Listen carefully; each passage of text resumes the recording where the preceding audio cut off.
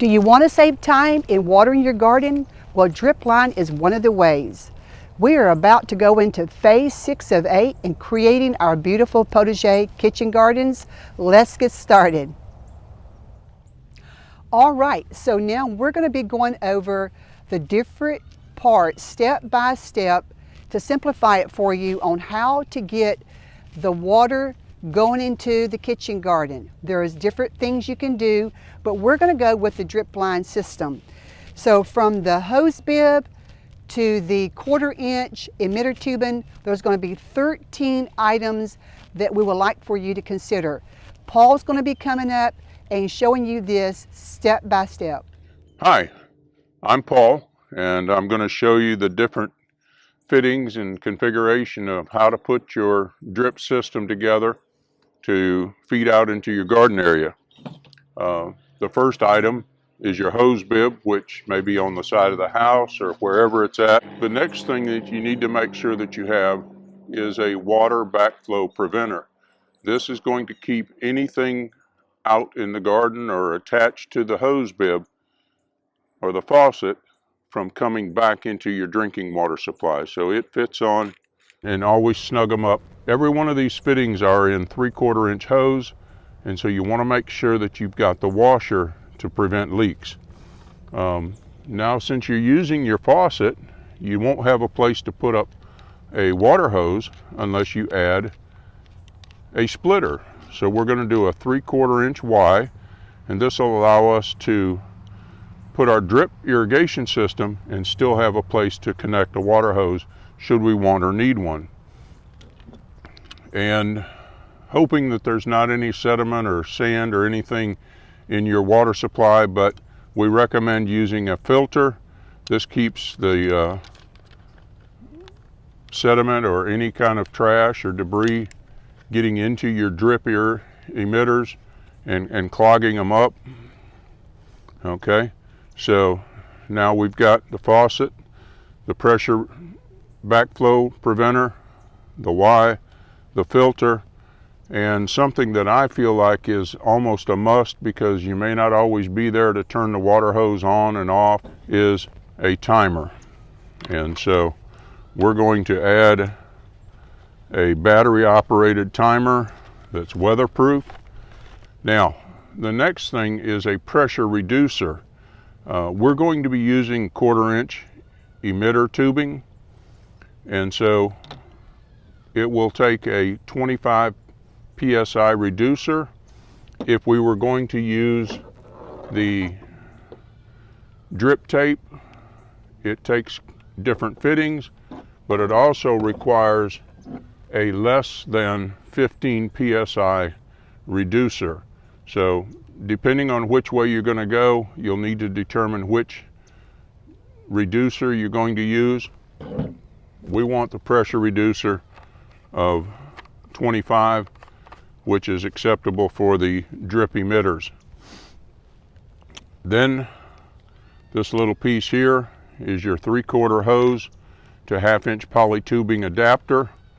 Screws onto the end of your pressure reducer, and from here you're going to head out into the garden where you're going to use T's, 90s to get to your beds or wherever you're watering. I put valves on the top of each bed to where I can isolate a bed if I don't want it watered.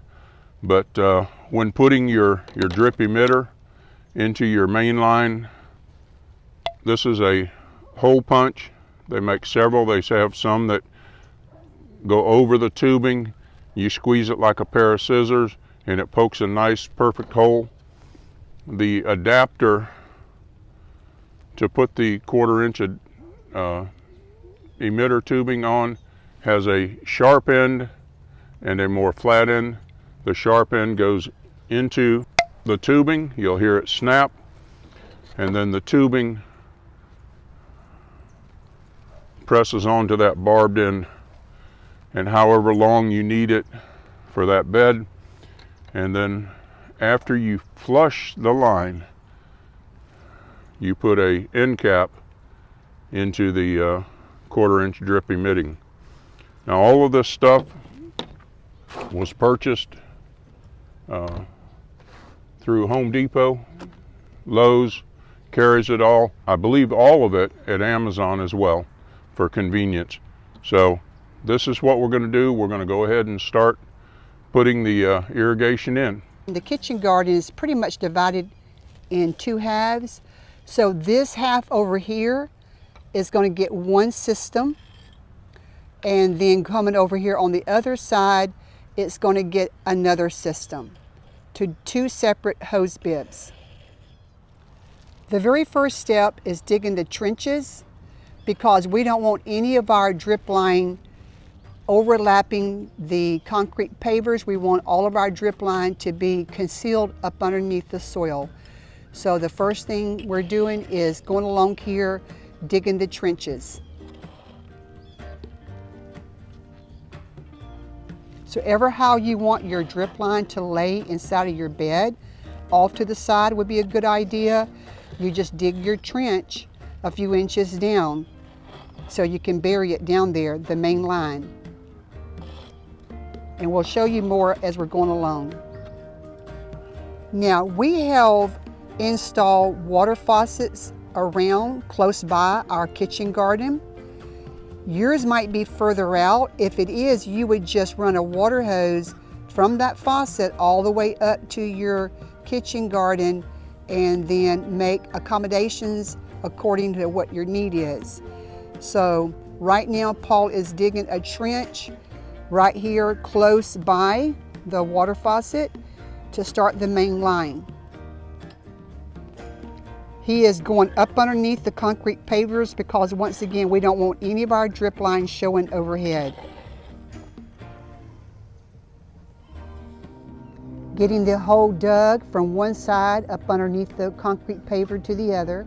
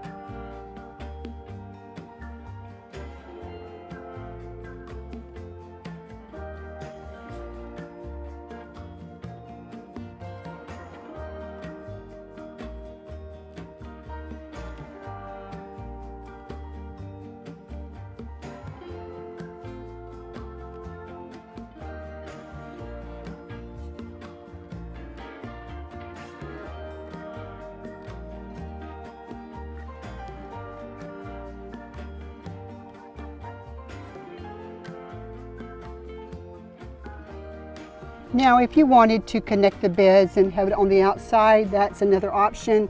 You would just run all your components up over the bed, and you would connect it with T's and elbows depending on what kind of turn you need to make. Okay, so we have the main line installed. Each individual bed has a shut-off valve, which is right here. That way, if we don't want this individual bed getting water that day, we just shut the valve off and everything else gets watered. So now after we got all the main line installed, what we're going to do now before we put in the 1/4 inch drip line emitters is we need to flush the line of air and sand.